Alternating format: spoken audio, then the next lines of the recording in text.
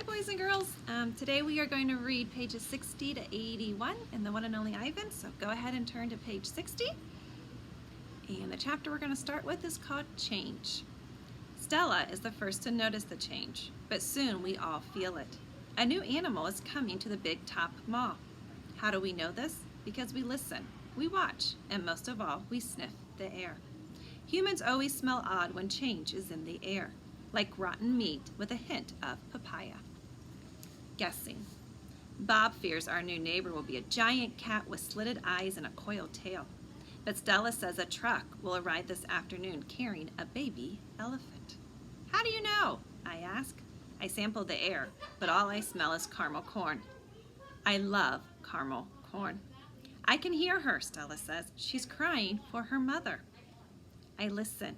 I hear the cars charging past. I hear the snore of the sun bears in their wire domain. But I don't hear any elephants. You're just hoping, I say. Stella closes her eyes. No, she says softly, not hoping, not at all. Jambo. My TV is off, so while we wait for the new neighbor, I ask Stella to tell us a story. Stella rubs her right front foot against the wall. Her foot is swollen again, an ugly, deep red. If you're not feeling well, Stella, I said, you could take a nap and tell us a story later. I'm fine, she says, and she carefully shifts her weight. Tell us the Jambo story, I say. It's a favorite of mine. I don't think Bob has ever heard it. Because she remembers everything, Stella knows many stories. I like colorful tales with black beginnings and stormy middles and cloudless blue sky endings, but any story will do. I'm not in a position to be picky. Once upon a time, Stella begins, there was a human boy. He was visiting a gorilla family at a place called a zoo. What's a zoo? Bob asked. He's a street smart dog, but there's much he hasn't seen.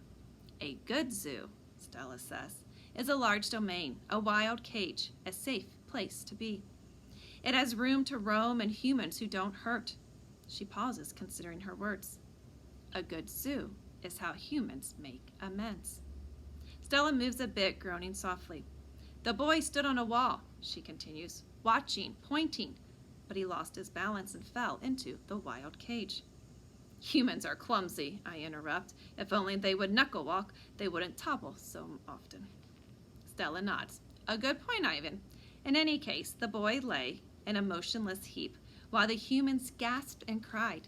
The silverback, whose name was Jambo, examined the boy as with his duty while his troops watched from a safe distance.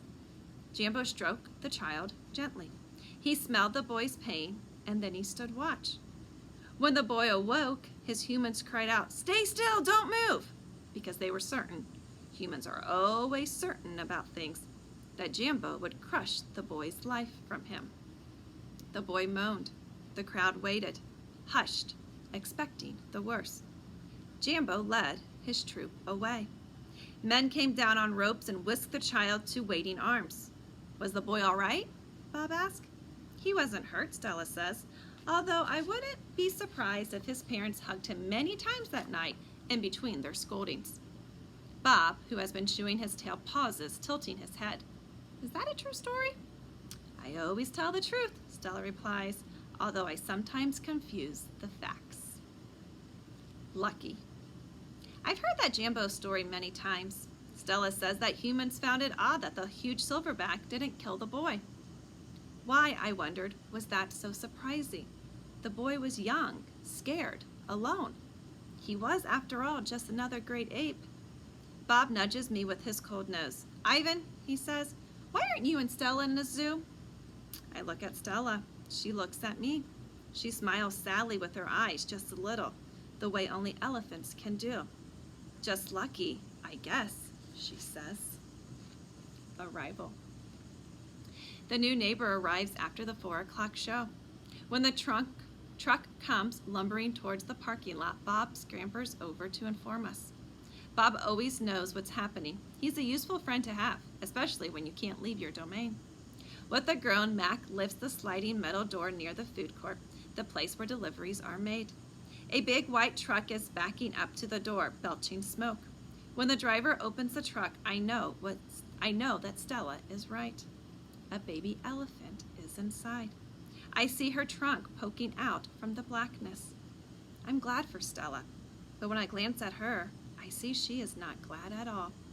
Stand back, everyone, Mac yells. We've got a new arrival. This is Ruby, folks. 600 pounds of fun to save our sorry butts. This gal is going to sell us some tickets. Mac and two men climb into the black cave of the truck. We hear noise, scuffling, a word Mac uses when he gets angry. Ruby makes a noise too, like one of the little trumpets they sell at the gift store. Move, Mac says, but still there is no Ruby. Move, he says again. We haven't got all day. Inside her domain, Stella paces as much as she's able. 2 steps one way, 2 steps the other. She slaps her trunk against rusty metal bars. She grumbles. Stella, I ask, did you hear the baby? She mutters something under her breath, a word she uses when she's angry. Relax, Stella, I say. It'll be okay. Ivan, Stella says, it will never, ever be okay. And I know enough to stop talking. Stella helps. The men are still yelling. Some of the yelling is at others, but most of it is at Ruby. We hear scrambling, pounding, shifting. The side of the truck shudders. I'm starting to like this elephant, Bob whispers. I'm getting the big one, Mac says. Maybe she can coax the stupid brat out of the truck. Mac opens Stella's door. Come on, girl, he urges. He unties the rope attached to the floor bolt. Stella pushes past Mac, nearly knocking him over. She rushes as best she can, limping heavily towards the open back door of the truck. She catches her swollen foot on the edge of the ramp and winces. Blood trickles down. Halfway up the ramp, she pauses. The noise in the truck stops. Ruby falls silent. Slowly, Stella makes her way up the rest of the ramp. It groans under her weight, and I can tell how much she is hurting by the awkward way she moves. At the top of the incline, she stops. She pokes her trunk into the emptiness. We wait. The tiny gray trunk appears again. Shyly, it reaches out, tasting the air. Stella curls her own trunk around the baby's. They make soft, rumbling sounds. We wait some more. A hush falls over the entire big top mall. Thud, thud, step, step, pause. Step, step, pause. And there she is, so small she can fit underneath Stella with room to spare. Her skin sags and she sways unsteadily as she makes her way down the ramp. Not the greatest specimen, Mac says, but I got her cheap from this bankrupt circus out west. They had her shipped over from Africa. Only had her a month before they went bust. He gestures towards Ruby. The thing is, people love babies. Baby elephants, baby gorillas. Heck, give me a baby alligator and I could make a killing. Stella ushers Ruby towards her domain. Mac and the 2 men follow. At Stella's door, Ruby hesitates. Mac gives Ruby a shove, but she doesn't budge. Doggone it, get a clue, Ruby, he mutters. But Ruby isn't moving, and neither is Stella. Mac grabs a broom. He raises it. Instantly, Stella steps in front of Ruby to shield her. Get in the cage, both of you, Mac shouts. Stella stares at Mac, considering. Gently, but firmly, using her trunk, she nudges Ruby into her domain. Only then does Stella enter. Mac slams the door shut with a clang. I see 2 trunks entwine. I hear Stella whispering. Poor kid, says Bob. Welcome to the Exit 8 Big Top Mall and Video Arcade, home of the one and only Ivan. Next chapter is called Old News. When Julia comes, she sits by Stella's domain and watches the new baby. She barely talks to me. Stella doesn't talk to me either. She is too busy nuzzling Ruby. She is cute, little Ruby, with her ears flapping like palm leaves, but I am handsome and strong. Bob trots a circle around my belly before settling down in just the right spot. Give it up, Ivan, he said. You're old news. Julia gets out a piece of paper and a pencil. I can see that she is drawing Ruby. I move to the corner of my domain to pout. Bob grumbles. He doesn't like it when I disrupt his naps. Homework, Julia's father scolds. Julia sighs and puts her drawing aside. I grunt and Julia glances in my direction. Poor old Ivan, she said. I've been ignoring you, haven't I? I grunt again, a dignified, indifferent grunt. Julia thinks for a moment, then smiles. She walks over to my domain, to the spot in the corner where the glass is broken. She slides paper through. She rolls a pencil across my cement floor. You can draw the baby elephant too, Julia says. I bit the pencil in half with my magnificent teeth. Then I eat some paper. Tricks. Even after Julia and her father leave, I try to keep sulking, but it's no use. Gorillas are not by nature powders. Stella, I call, it's a full moon. Did you see?